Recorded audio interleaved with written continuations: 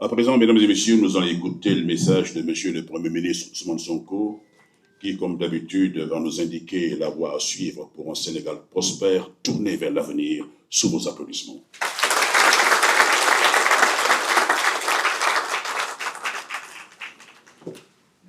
Merci beaucoup. Monsieur le ministre secrétaire général du gouvernement, Madame la secrétaire d'État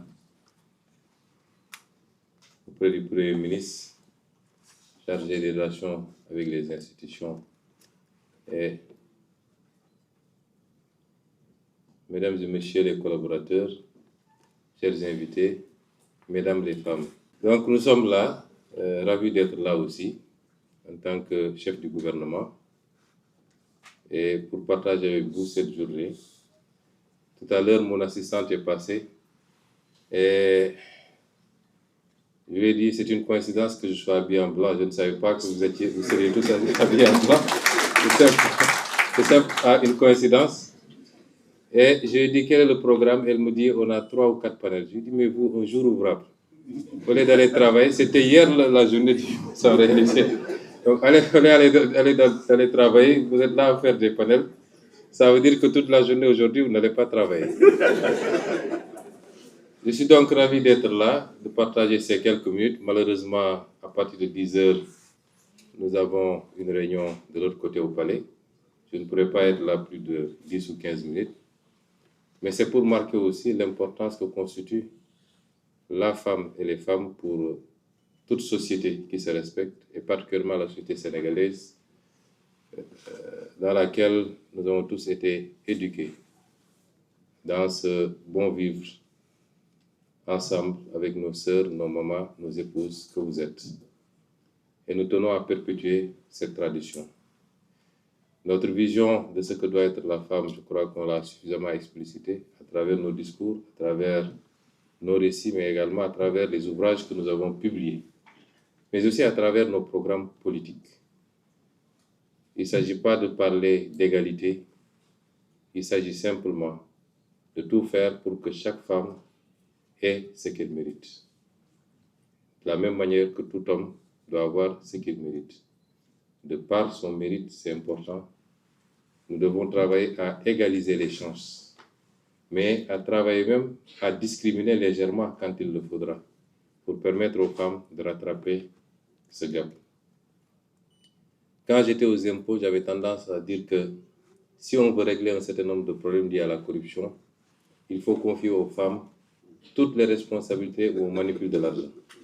Toutes les responsabilités.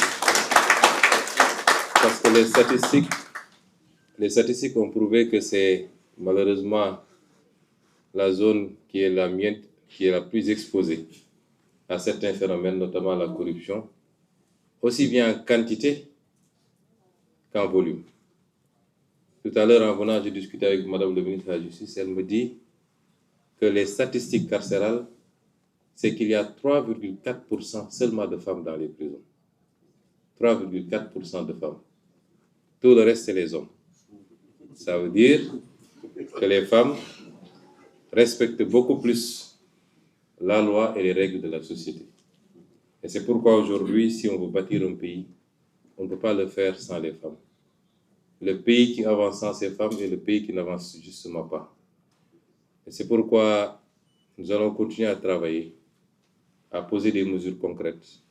Je peux annoncer parmi ces mesures-là la réforme foncière, surtout en zone rurale, qui devra permettre aux femmes d'accéder à la terre, qu'elles sont les plus nombreuses à travailler d'ailleurs en zone rurale. Permettre aux femmes d'accéder beaucoup plus, et beaucoup plus généralement, aux responsabilités. Avant-hier, le mercredi passé, en Conseil des ministres, je faisais le tour de la table de réunion et je regardais les ministres et je décomptais. Bon, on a, je crois, 5 femmes, n'est-ce pas, Marie-Rose? 4 femmes. Et je décomptais, je me disais bizarrement, si on me disait en qui tu as confiance le plus dans cette salle, je dirais c'est les 4 femmes-là. Parce que je sais qu'elles trahiront jamais. Parce que je sais qu'elles trahiront jamais.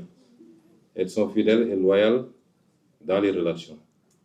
Et c'est pourquoi aussi, même ici au sein de la primature, nous avons essayé d'impulser un certain nombre de choses pour les femmes, notamment la crèche. J'avais demandé à Mme Barel-Gueye, ma conseillère, de faire le travail. Elle l'a fait, le devis. On a identifié le local en bas qui devra abriter cette crèche, qui certainement dépassera le cadre de la primature, peut-être tous les fonctionnaires de la zone.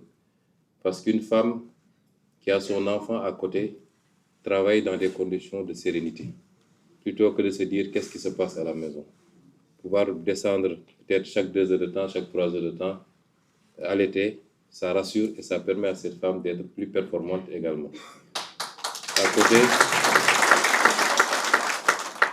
À côté d'ailleurs de l'infirmerie qu'on est en train de mettre en place et de la salle de sport que je vous invite à pratiquer.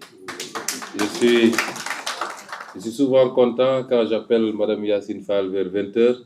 Elle me dit je suis en train de faire mon sport à la salle de sport en bas. Un corps sain, comme on dit, un esprit sain dans un corps sain, c'est ça qui permet d'avoir les résultats et les rendements que nous attendons. Je pourrais continuer à disserter sur nos ambitions pour les femmes. J'ai toujours eu cette ambition. J'avais consacré une partie de mon salaire de député aux femmes transformatrices de Casamance. Et nous vous souhaitons le meilleur. Que vous soyez à la pointe de ce travail de révolution et de développement de notre pays. Que vous soyez ces linguères qui ont été célébrées avant-hier justement dans le Wallo. Que vous soyez les Aline Sitoé, mais que vous ne soyez pas seulement des faire-valoir quand il le faut. Et c'est ce que nous souhaitons pour toutes les femmes. Je voudrais terminer mon propos par vous féliciter tous et vous remercier pour le travail que vous abattez. Je pense qu'on a dépassé maintenant l'ère où, dès que vous parliez d'une femme dans la fonction publique, on vous disait qu'elles sont là pour se maquiller. Aujourd'hui, parmi les plus performantes figurent les femmes. Et nous voyons le résultat de ce travail tous les jours. Donc, je vous félicite tous. Je fais une mention spéciale à mes assistantes, Mme Top et Mme Saré, et particulièrement Mme Saré, avec laquelle je suis depuis presque maintenant 22 ans, depuis les impôts. Une femme dévouée, loyale, compétente. Et je voudrais lui rendre hommage et à travers elle, vous rendre hommage à tous, à toutes, et vous souhaiter une très, très bonne fête de 8 mars, que ce soit une fête qui ouvre les portes du progrès, du progrès pour les femmes, de toutes les femmes du Sénégal et toutes les femmes du monde, du rehaussement de votre place dans cette société, aussi bien dans les foyers que sur le champ du travail. Je vous remercie.